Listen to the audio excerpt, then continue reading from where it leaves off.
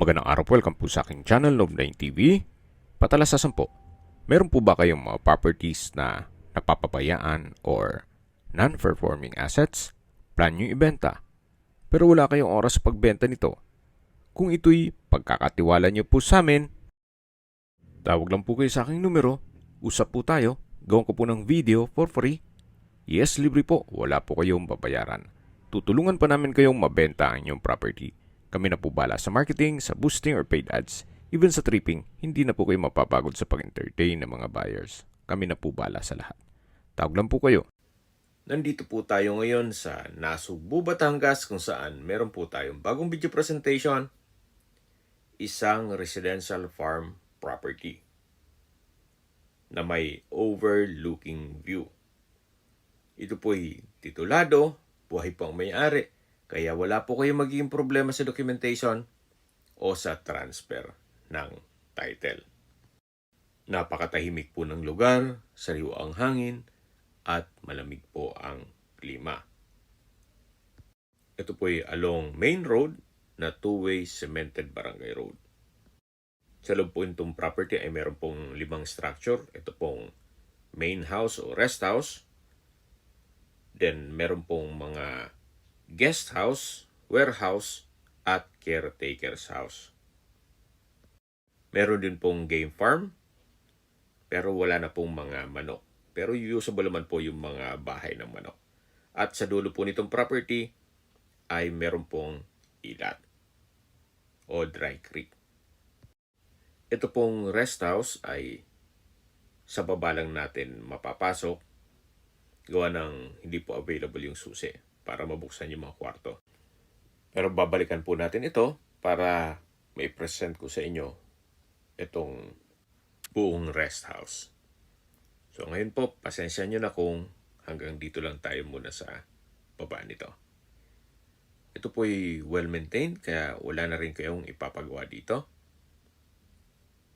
Anytime po once na ma-acquire nyo, ay pwede nyo na pong lipatan kaagad.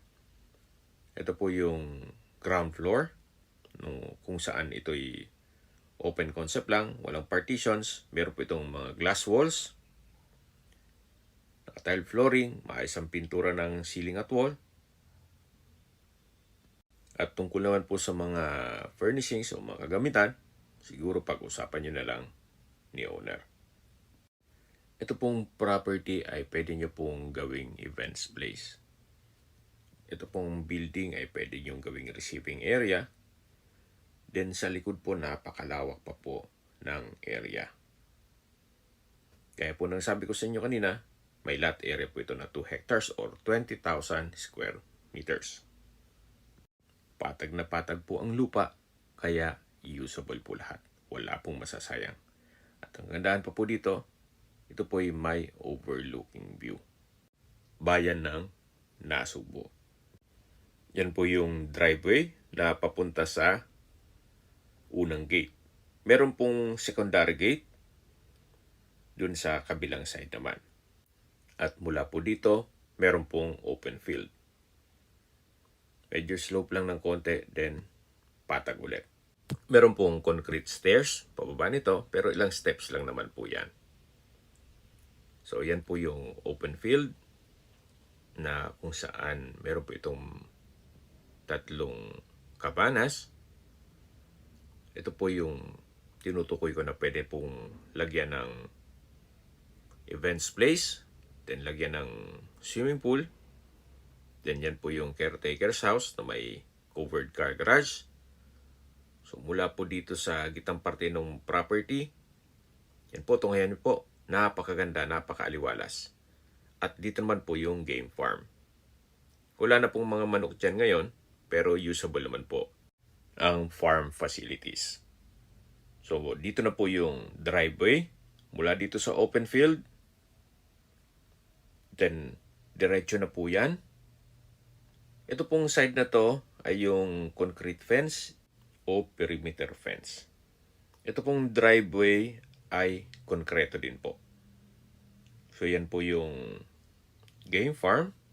Napakalawak po niyan. Hindi ko lang natanong kung ilang manok ang kakasya dyan. Hanggang sa dulo po at dun sa may guest house. Hanggang dito po, meron pong mga tipis, then may chicken house, at yan po yung guest house, at yan po tayo galing kanina.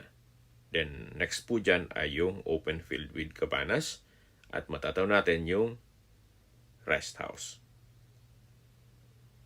Napakaganda po, napakaliwalas nitong property. So ito po yung guest house. Ganun pa rin po, hindi natin mapasok yung loob nito. Gawa ng hindi po available yung susi.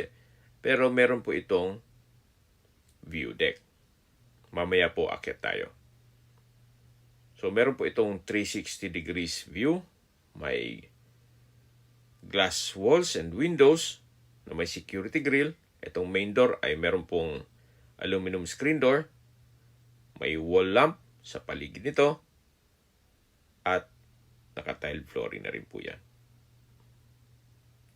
Matatanaw po dito yung perimeter fence hanggang dun po yan sa taas, sa may main gate. Ito po yung pangalawang guest house.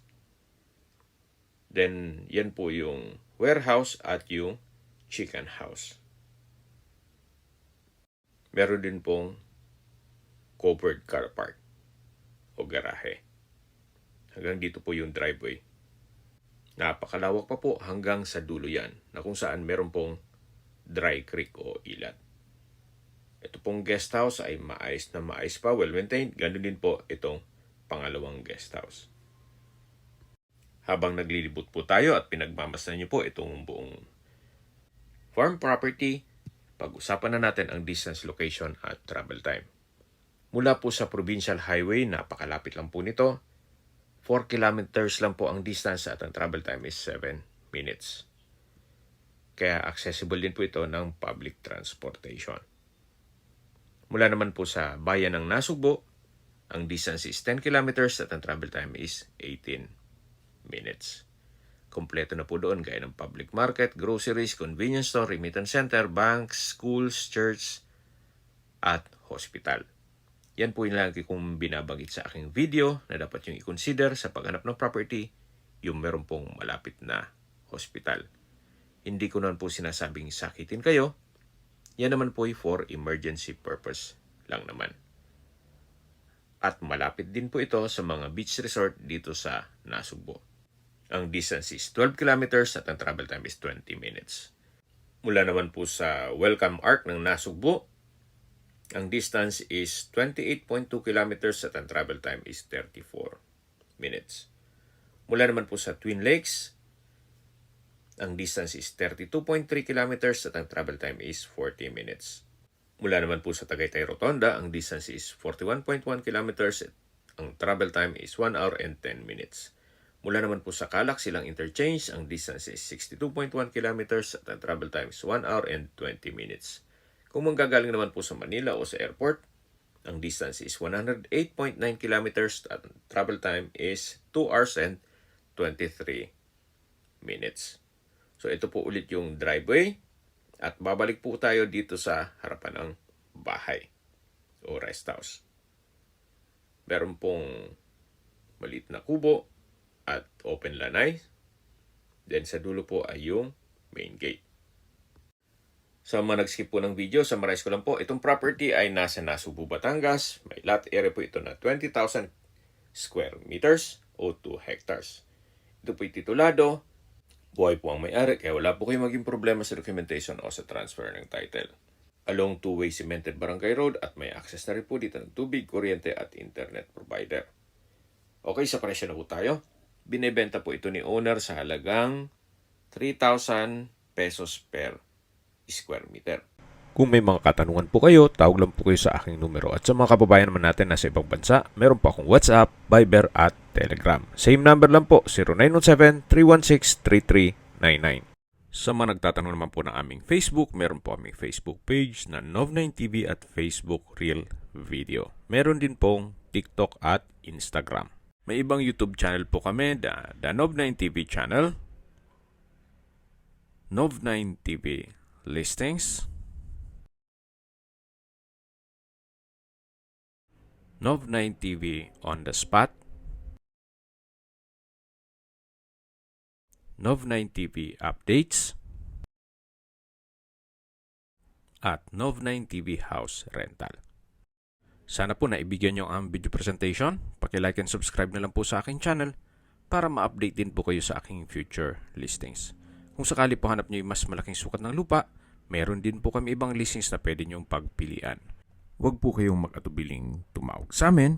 Then, let us know your budget para malaman namin kung anong property pwede naming ilog sa inyo. Sa lahat pong viewers, subscriber at nagtiwala po sa amin, salamat po sa suporta.